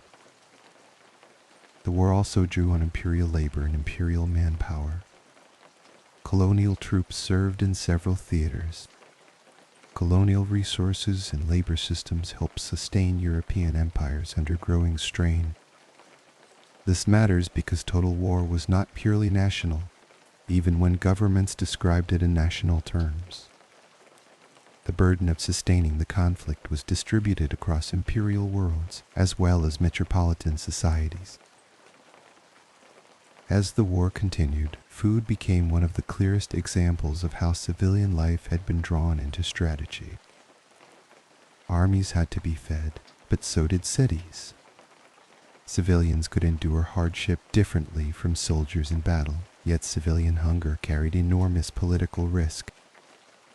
A society that could not keep itself fed became less stable, less productive, and less willing to bear further demands. This is why blockade mattered so much. The British blockade placed severe long-term pressure on the Central Powers, especially Germany. It did not win the war in a single moment, and it did not make German resistance impossible overnight. But over time, it restricted access to imports that mattered for food, fertilizer industry, and daily life. The effects spread gradually through the civilian economy. Shortages accumulated. Substitute goods appeared. Diet worsened. Public frustration deepened. Austria-Hungary faced its own serious food and transport problems, often with even less administrative resilience than Germany. The empire already carried political fragility inside its structure, and prolonged shortages made that fragility more dangerous. Russia, too, suffered from the mismatch between military need and administrative capacity. Vast territory did not guarantee stable supply. Grain could exist within the empire while cities and armies still experienced failures of distribution. Inflation added to this pressure. As governments borrowed heavily, expanded production, and strained transport systems, prices rose. Wages did not always keep pace. Daily life became more uncertain. The home front was not simply a place of patriotic endurance. It was also a place of queues, shortages, overwork, and frustration. Rationing emerged in different forms as governments tried to manage scarcity and preserve order. In theory, rationing could distribute hardship more fairly and protect the most essential parts of the war effort. In practice, it also revealed weakness. It showed that ordinary market life had broken down under wartime conditions. Black markets, hoarding, and unequal access did not disappear just because the state tried to regulate supply. Transport problems made all of this worse. Railways were needed for troops, artillery, coal, food, and industrial goods at the same time. Shipping faced military risk and strategic pressure. Ports became bottlenecks. One shortage could trigger another. Coal shortages could affect transport. Transport failures could disrupt food supply. Food shortages could weaken labor. Weak labor could reduce production. Total war meant that strain moved through the whole system.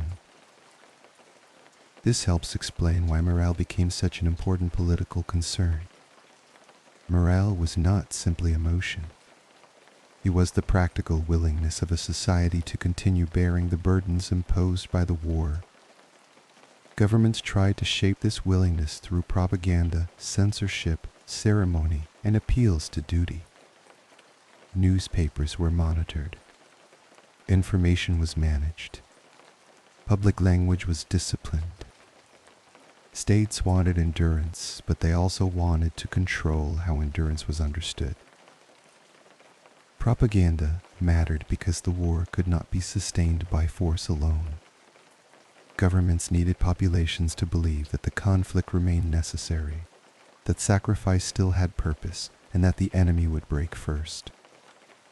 Yet propaganda had limits. It could not replace food. It could not repair exhausted rail networks. It could not make grief disappear. The longer the war lasted, the harder it became to preserve confidence simply through official language.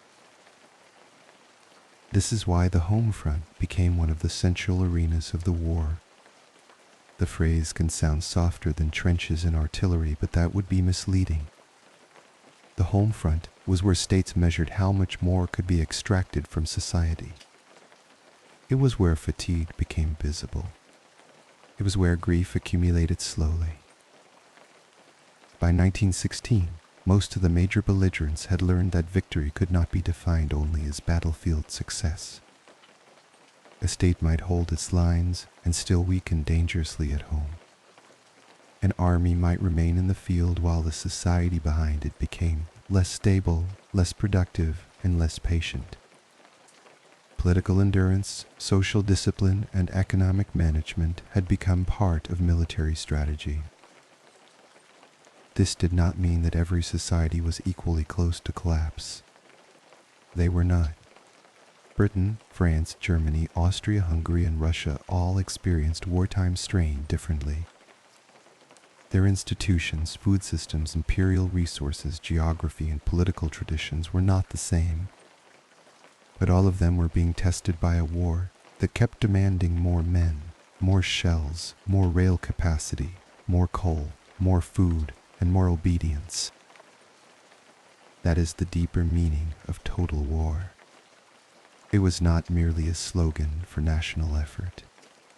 It was a condition in which the distinction between battlefield and civilian life had narrowed dramatically. Mines, ports, workshops, schools, kitchens, and newspapers all became part of the war's larger machinery. By the eve of 1917, this machinery was still operating, but it was operating under visible strain. Food shortages had deepened in some states. Inflation had eroded confidence. Fatigue had spread through labor and through the families of soldiers. Governments were still demanding endurance, but their ability to provide reassurance was weakening. The war had not yet broken the great powers apart, but the pressure inside their societies was rising toward a more dangerous point. That is where the next chapter begins. Once societies are pulled fully into a prolonged war, the risk is no longer only military defeat. The risk is that the political and social order behind the armies begins to fracture. In 1917, that fracture would become impossible to ignore.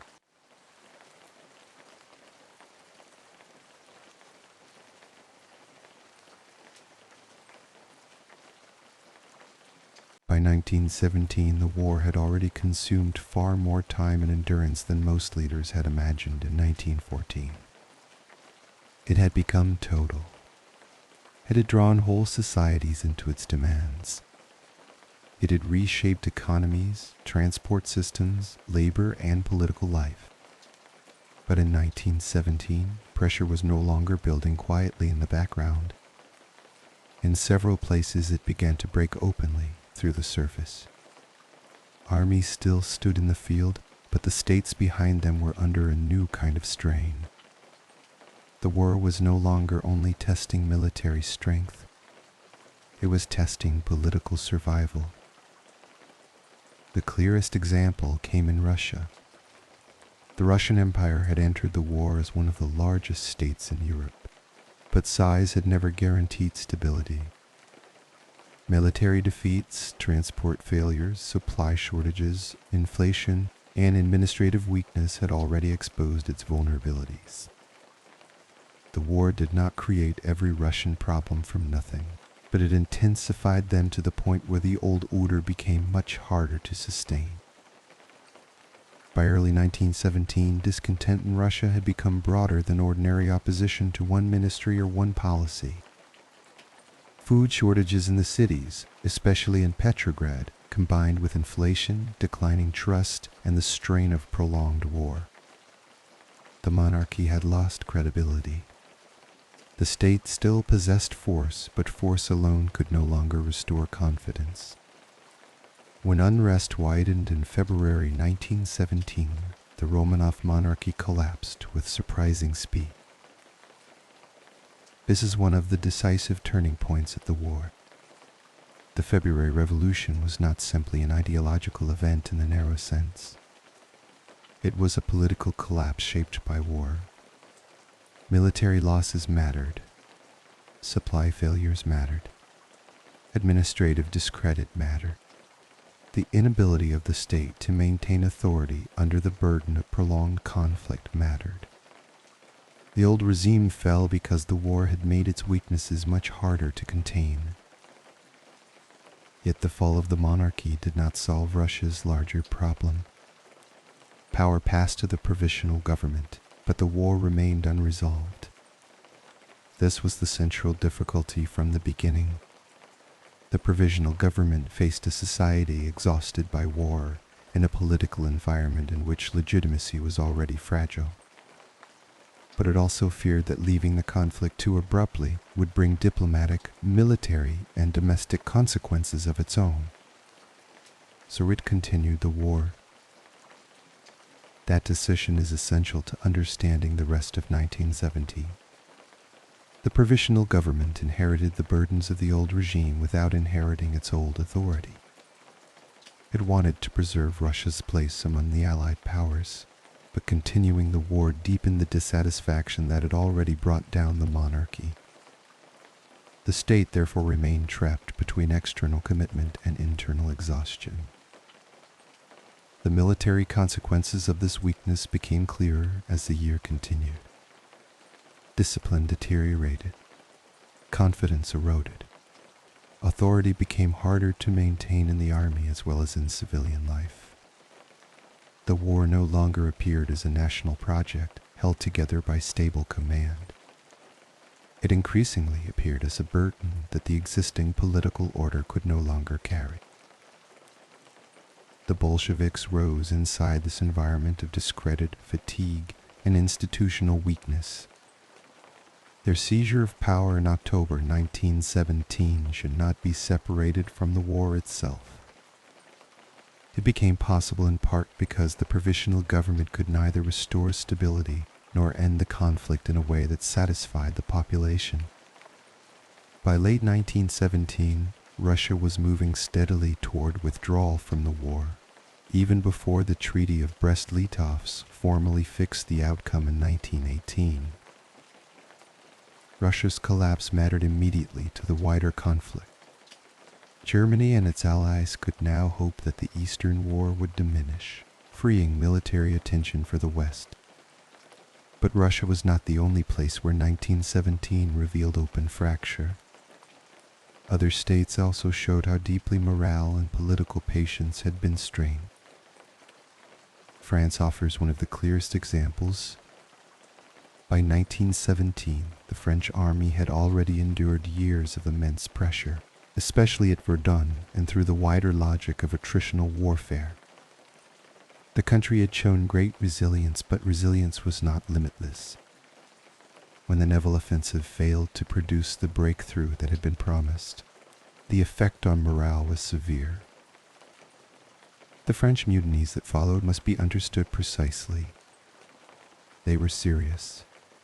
They revealed exhaustion, distrust, and unwillingness to continue certain forms of futile offensive action.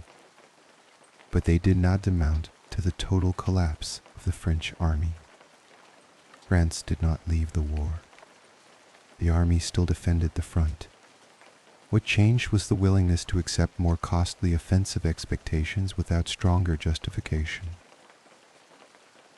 That distinction matters because it reveals the deeper condition of 1917. The problem was not simply fear in battle. It was the accumulated burden of sacrifice without corresponding success. Soldiers, like civilians, were judging the war against what it seemed to be achieving. Italy experienced another form of crisis at Caporetto later in 1917. The defeat was severe and destabilizing. It showed how vulnerable a front could become when military strain, command problems, and wider uncertainty came together. Like the French case, it demonstrated that the war in 1917 was increasingly shaped by breakdowns in confidence as well as by battlefield force. Even where states did not collapse, they had to confront the fact that the war could no longer be managed as though endurance were limitless. The social and political machinery described in the previous chapter was still operating, but not smoothly. Armies still fought, but the willingness of societies to carry the same burdens in the same way was weakening. All of this forms the background to the entry of the United States in April 1917. American entry did not end the war immediately. Large American military power would take time to organize, transport, and integrate. But the entry still mattered at once. because it changed the long-term balance of expectation. The reasons for American entry were complex, but unrestricted submarine warfare was central. Germany had already understood that time was not working in its favor indefinitely. The hope behind renewed unrestricted submarine warfare was that Britain could be pressured more severely before American power could matter in full. It was a gamble. Instead of isolating the Allies, it helped bring the United States formally into the conflict. This changed the war in several ways. It mattered economically because the United States could provide credit, industrial support, and material reinforcement on a vast scale. It mattered politically because the Allies could now hope that the balance of endurance might turn more clearly in their favor. And it mattered psychologically because Germany now faced the prospect that time could strengthen its enemies rather than weaken them. That psychological shift is crucial. In 1917, Russia was collapsing out of the war, which seemed to offer Germany an opportunity. But the United States was entering the war, which threatened to make that opportunity temporary. The year, therefore, transformed the strategic picture in opposite directions at once. One great power was falling away. Another was entering. The war was opening and narrowing at the same time. President Woodrow Wilson's government did not enter simply as a passive supplier. The United States entered as a belligerent power with its own political language about the war, its own understanding of international order, and its own growing military commitment. Yet this did not produce instant battlefield resolution. What it did produce was a new horizon. Germany could now see more clearly that if the war continued too long, the balance might shift decisively against it. That is why 1917 should be understood as the year of breaks. Russia broke politically. Faith in major offensives broke in parts of the French army. Italian military stability broke dramatically at Caporetto. Confidence in the ability of societies to endure without visible change also began to weaken more openly. At the same time, American entry changed the longer-term arithmetic of the war. And yet the war still did not end. That is what makes 1917 so important and so unsettling. It was not the year of resolution. It was the year in which the old structure of the war became much harder to sustain in its existing form, but no clear final outcome had yet been imposed. By late 1917, Germany could look eastward and see Russia falling away, but it also had to look westward and see the future weight of the United States gathering behind its enemies. The result was a narrowing of strategic time. If a decisive result were still possible for the Central Powers, it seemed more likely to come sooner rather than later. That window would not remain open indefinitely. That is where the next chapter begins. The fractures of 1917 did not end the war. They produced a more dangerous final stage. Germany would try to turn Eastern relief into Western decision before American power fully matured. The last great gamble of the war was now taking shape.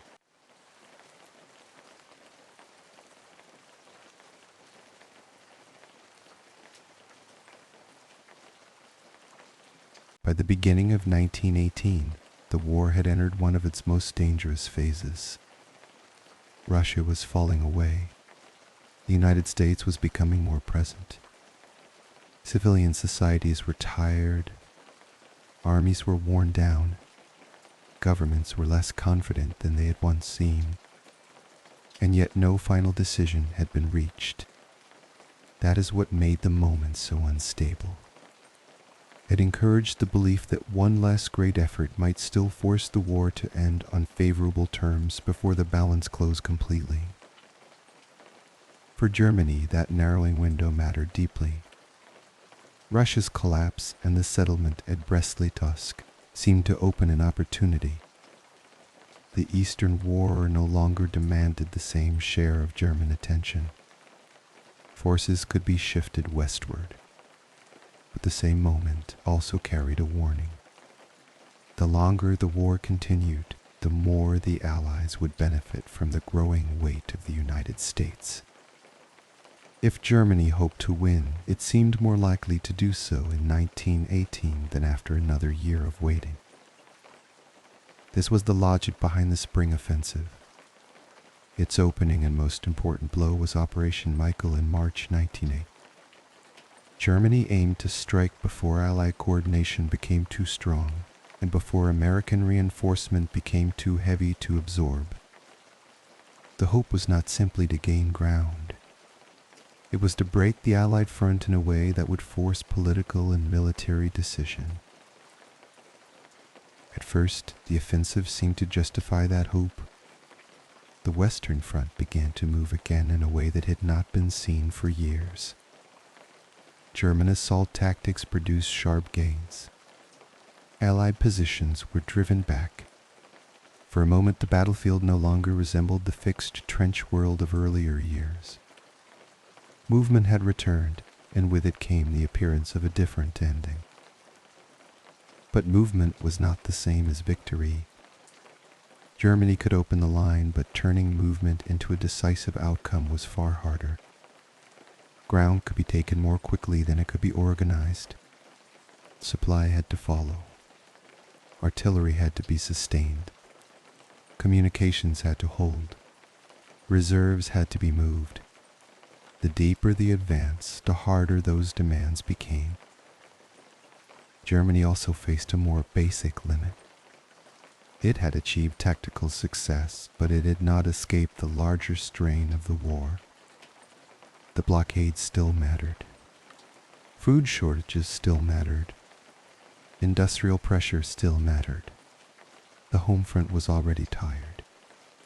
Germany could spend strength in pursuit of decision, but it could not spend it without measure.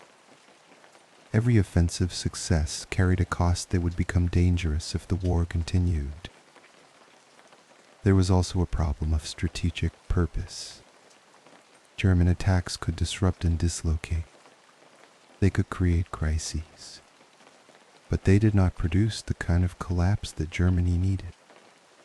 The Allies did not fall apart. The war did not end.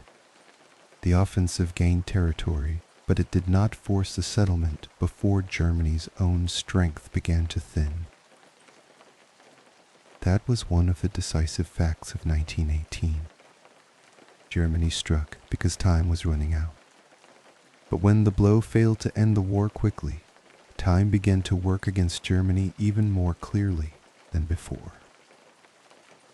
The Allies, meanwhile, did not remain passive under pressure. They were shaken, but they adapted. This matters a great deal. The crisis strengthened the case for closer unity of command, and Ferdinand Foch took on a more central coordinating role. The war in the West was increasingly treated as a common strategic problem rather than a set of separate national struggles.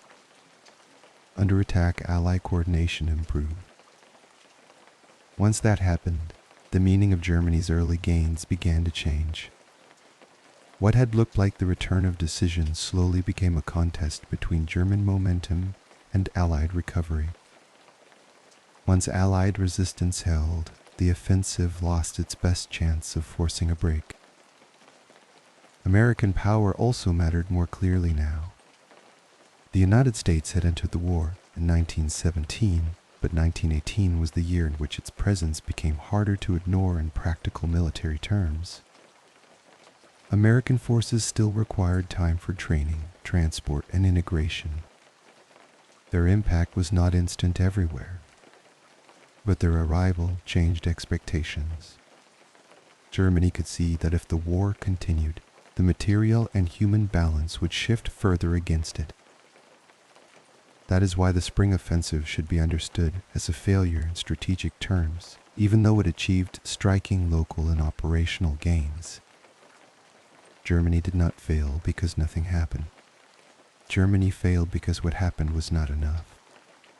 The offensive spent men, materiel, and initiative, but it did not solve the war before Germany's position worsened. By the summer of 1918, the initiative was changing hands. The Allies were no longer only enduring attack.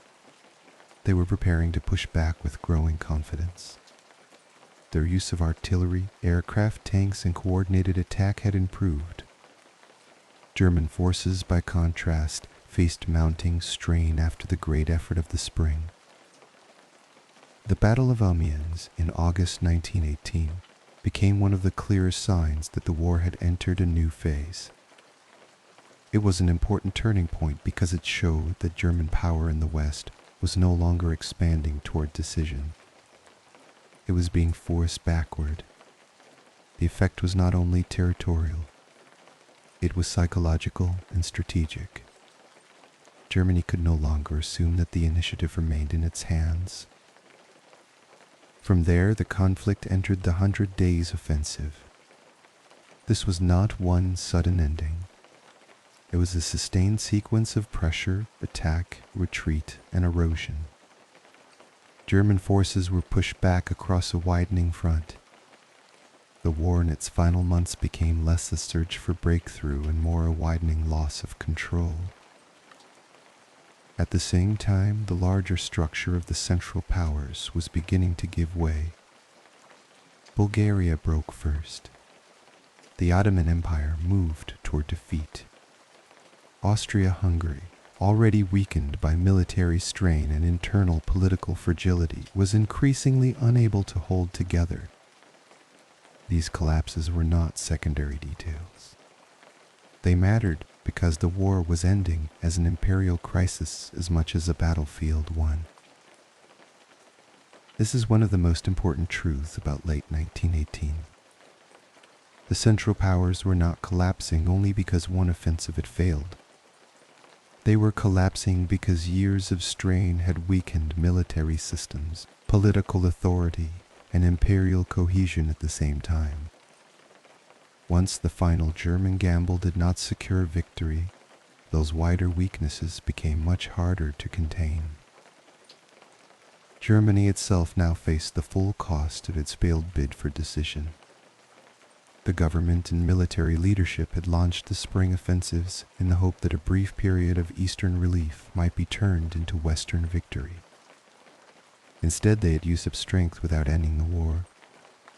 The battlefield crisis flowed directly into political crisis. Unrest at home became more dangerous as defeat looked less avoidable. The burden of sacrifice was harder to justify. Food shortages, inflation, and wartime fatigue had already undermined confidence over earlier years. Now military disappointment sharpened those pressures. The naval mutinies in the autumn of 1918 were especially revealing because they showed that obedience itself was becoming less secure. At that point, the crisis was no longer only about whether Germany could hold a line. It was about whether the imperial state could still command loyalty and continue the war under the old political order. Increasingly, it could not. Revolution spread. The monarchy faltered. Kaiser Wilhelm II would soon abdicate. The empire that had entered the war in 1914 was breaking apart as the war came to its close. The Armistice of November 1918 ended the fighting on the Western Front, but it did so under conditions shaped by defeat, exhaustion, and political breakdown. It was not the calm closing of a balanced contest. It was the end of military resistance by a state and a coalition that could no longer sustain the war. That is why the end of the conflict must be understood in both military and political terms. Germany did not stop simply because of one lost battle. The fighting ended because the spring offensive had failed, Allied pressure had grown, coalition partners had broken, and the German state itself was no longer secure at home. Even so, the end was not clean. The armistice stopped the war on the battlefield, but it did not answer what kind of peace would follow. It did not settle how Europe would be rebuilt. It did not decide how responsibility would be assigned or how the damage of the war would be contained. It only closed the fighting. That is where the final chapter begins. The guns would fall silent in November 1918, but the attempt to build a stable peace was still ahead. And that peace, like the order that had existed before 1914, would prove more fragile than many hoped.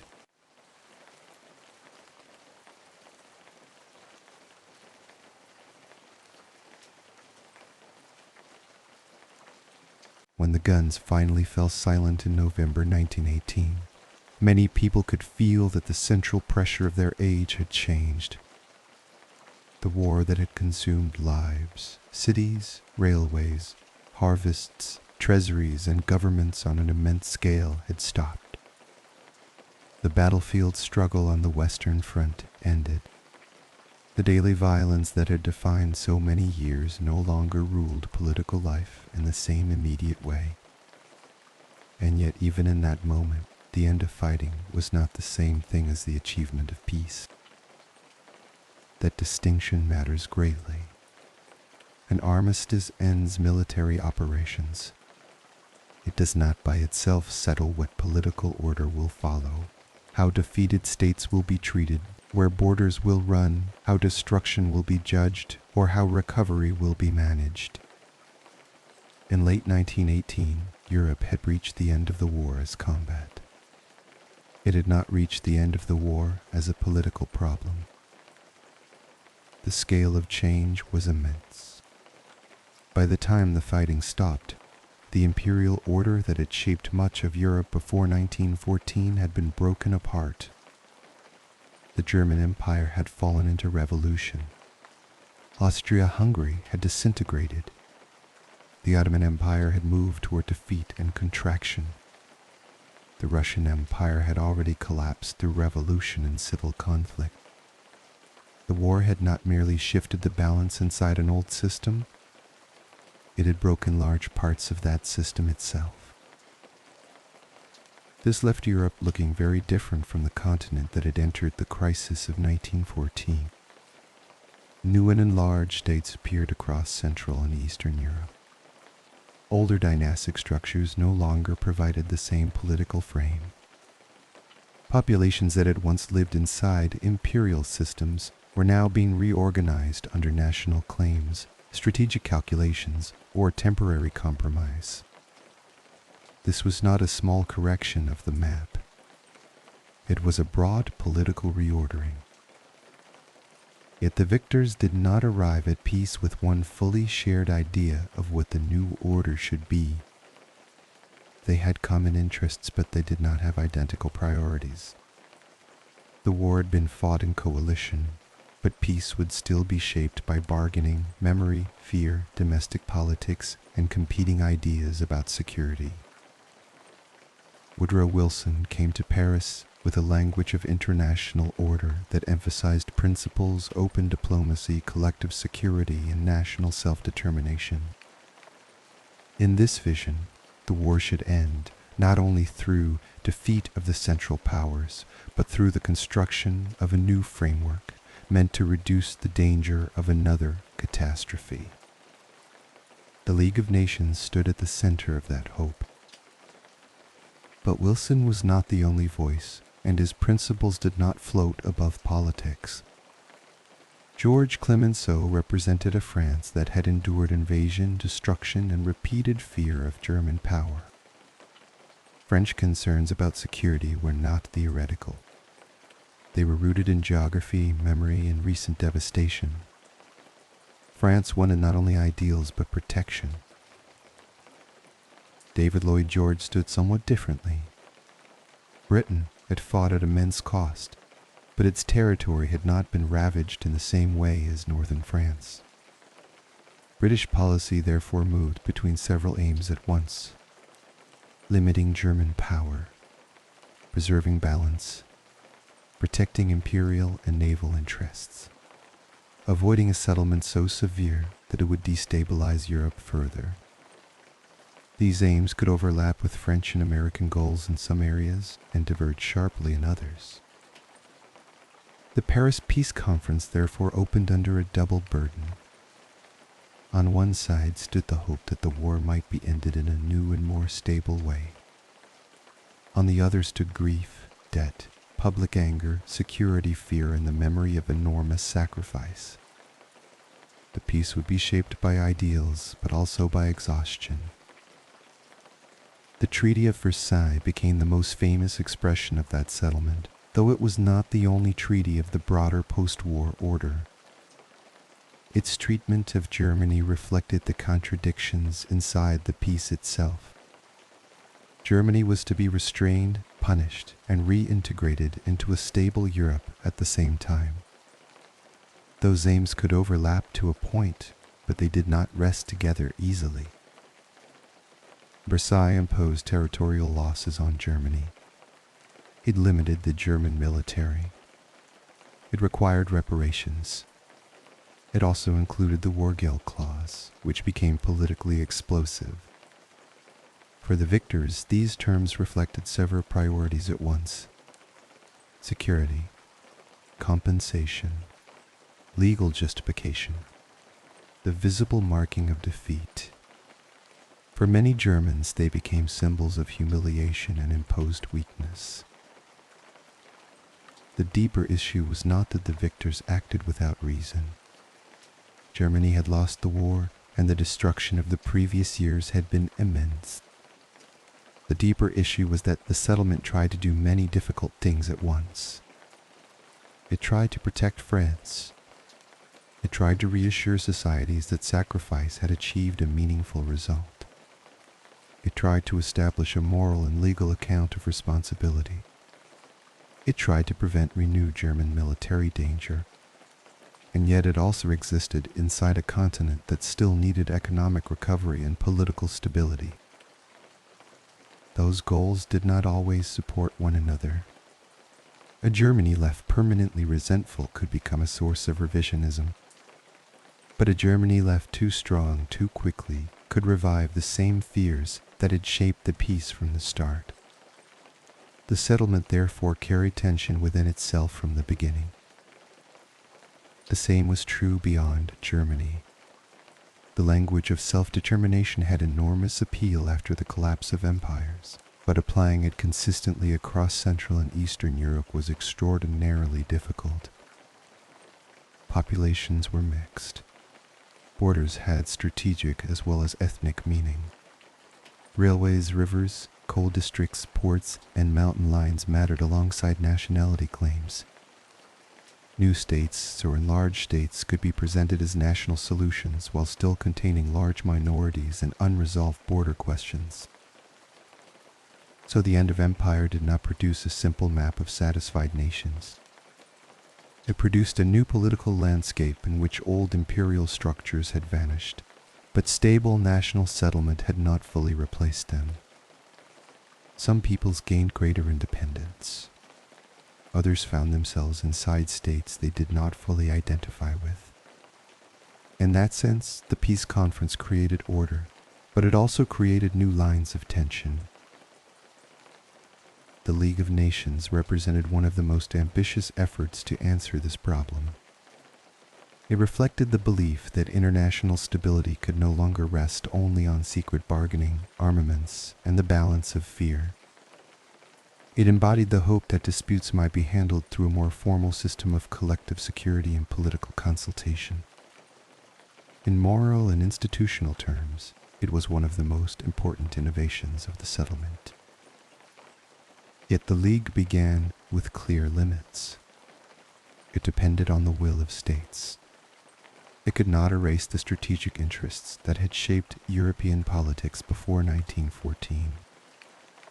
And the post-war world still contained defeated powers, resentful populations, economic dislocation, imperial interests, and governments under domestic strain. Institutions could matter greatly, but they could not remove the consequences of war on their own. Economic reality made the peace harder still. Europe had not emerged from the war healthy or balanced. Debt, inflation, damaged infrastructure, lost production, disabled veterans, mourning families, and unsettled labor all shaped the post-war condition. Reconstruction required money, credit, food, transport, and patience. Peace was not being built on an untouched foundation. It was being built on exhaustion. Memory mattered too. Millions had died. Entire districts had been devastated. Families across the continent were living with absence as an ordinary fact of daily life. Public language about the war therefore carried moral pressure. It was difficult to ask societies to accept compromise when grief remained so raw. The politics of memory and the politics of settlement were closely linked. That helps explain why the peace could look both necessary and unsatisfying at the same time. To some, Versailles did not go far enough to guarantee security. To others, it went too far and ensured bitterness. To some, the new map represented overdue national correction. To others, it merely shifted minorities and resentments into new forms. To some, the League of Nations represented the beginning of a better order. To others, it seemed too weak for the world it was meant to govern. It is therefore best to understand the post-war settlement not as a simple success or a simple failure, but as a heavily burdened attempt to impose order after catastrophe. The peacemakers were not working in calm conditions. They were working after extraordinary destruction, under domestic pressure, with incomplete agreement even among the victors, and with a continent whose old structures had broken faster than new ones could be stabilized. The result was a peace that ended the First World War formally but not cleanly. The fighting stopped. Diplomatic documents were signed. New institutions were proposed. Borders were redrawn. Yet the settlement never fully removed the instability that the war had created. In some ways, it redistributed that instability into new political forms.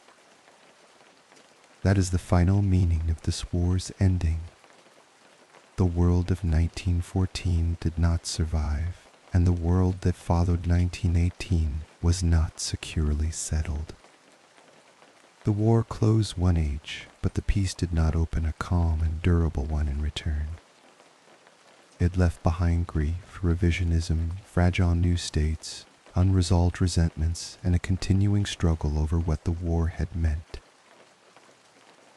For many people living at the time, the armistice must have felt like release. And in a direct human sense, it was. The killing stopped. The pressure of battle lifted. But history rarely offers clean endings after conflicts of this scale. The First World War ended on paper in 1918 and 1919. Its consequences continued to move through Europe and the wider world long after the firing ceased. That is why the peace that followed can only be called broken. It was real, and it mattered, but it was fragile from the start.